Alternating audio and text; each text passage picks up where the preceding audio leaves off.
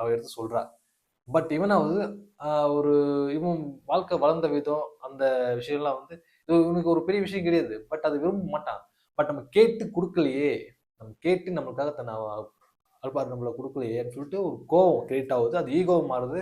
பயங்கர சண்டையா மாறுது. வார்த்தைகள் விடப்படுது. அப்ப வந்து பிரிஞ்சிடுறாங்க. பிரிஞ்சிட்டுனாவது திருப்பியும் பிரிஞ்செல்லாம் வந்து சும்மா இருக்க முடியுமா? திருப்பியும் லவ் பண்ணிட்டாங்கல்ல, நம்ம நேசிச்சுட்டாங்கல்ல. பட் இது தேவையில்ல. இது தவறான ஒரு விஷயம் தேவையில்ல. ஆனா வந்து அவரோட பேசாம இருக்க முடியாது. ஸோ அவளும் வந்து திட்டிட்டு தூக்கி போட்டுட்டு தன்னுடைய அவன் நினைச்சிருந்தா வந்து போலீஸ் கம்ப்ளைண்ட்டோ, எதனா வந்து ஆள வச்சு மிரட்டுறதோ ஏதோ பண்ணிருக்கலாம். பட் அதுவும் விரும்பல. தன்னுடைய ஃபேமிலி கூட சொல்லல. ஏன்னா அவளுக்கு இவன் மேல ஒரு பாண்ட் இருக்கு. இவன் எதுக்காக எந்த நோக்கத்துக்கு கேட்கறான்? ஒரு லவ் மூட்ல நம்மள கேட்கறான். நம்மள நேசிக்கிறான். நம்மளும் அவள நேசிக்கிறோம். பிடிச்சிருக்கு. பட் ஆனா இது இது வந்து நம்மளுக்கு இது இல்லாம இருக்கலாமே. அவ டைம் குடுக்குறா. ஸோ நம்ம அந்த இவன் மாற முடியல. ஏன்னா இவன் கேட்டு தரலைன்னு ஒரு கோவம். இந்த ஈகோ. பட் இதுதான் ஒரு பயங்கரமான ஒரு லவ். அது வந்து தன்னுடையவள யார்கிட்டயும் விட்டு கொடுக்கவும் முடியல. நம்ம எடுத்துக்கவும் முடியல. ஸோ அந்த மாரி ஒரு உறவுகள்ல பல பேர் இன்னைக்கு வந்து ரொம்ப வாழ்க்கையே வேதனைய அனுபவிச்சுட்டு இருக்காங்க.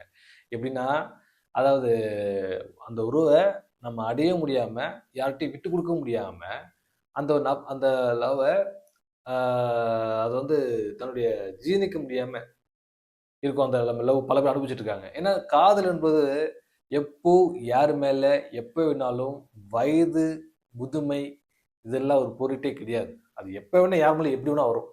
ஸோ அது அழகா இயக்குனர் சேரன் சார் அழகா சொல்லியிருப்பாரு. காதல் எந்த வயசுல எப்ப வந்தாலும் அது காதல் காதல் தான். லவ் அது எப்ப யார் மேல எப்ப வேணா வரும். லவ் வந்தா பண்ணுங்கன்னு அழகா சொல்லியிருப்பாரு சேரன் சார். ஸோ அதுல அந்த வகையில அந்த அந்த மாரி அன்பு வந்து பார்த்தீங்கன்னாக்கா, ரொம்ப ரொம்ப அது மாரி பெர்சன் கிடைக்கிறது ரொம்ப கடினம். அப்படி லவ் கிரியேட் ஆயிடுச்சுன்னா, அந்த லவ் வந்து கடைசி வரைக்கும் இழுத்து பிடிச்சுக்கி நிப்பாட்டணும். அது வந்து அது அது வந்து ஒரு பிரச்சனை கிரியேட் ஆயிடுச்சுன்னா, அந்த பிரச்சனைய எப்படி சால்வ் பண்றது?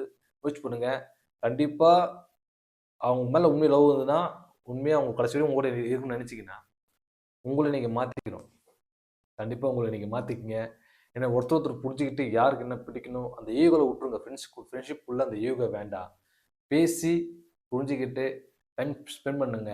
ஏன்னா என்ன ஆகுதுன்னா, இந்த லவ் காரணமா வந்து அப்ரோச் பண்ணிட்டான். ஸோ உங்க வந்து அதுக்கப்புறம் வந்து பேசினா அந்த டைம் கோவப்படுறான். மறுநாள் வந்து பேச ஆரம்பிச்சிட்டாக்கா வந்து சால்வ் ஆயிடும். பிரச்சனை சால்வ் ஆயிடும். இவங்க ஆப்போனன்ட் என்ன பண்றாங்கன்னா, பிளாக் பண்ணிடுவாங்க. அதாவது சின்ன அவாய்ட் பண்ற மாரி என்ன பண்ணும், எல்லாத்தையும் பிளாக் பண்ணிடுவாங்க. அந்த பிளாக் பண்ணும்போது என்ன ஆகுதுன்னா, இன்னும் கோவம் உச்சக்கட்டத்துக்கு ஆகும். ஏன்னா டெய்லி பேசுறவங்க திடீர்னு சடனா பேசுறோம்னா, அது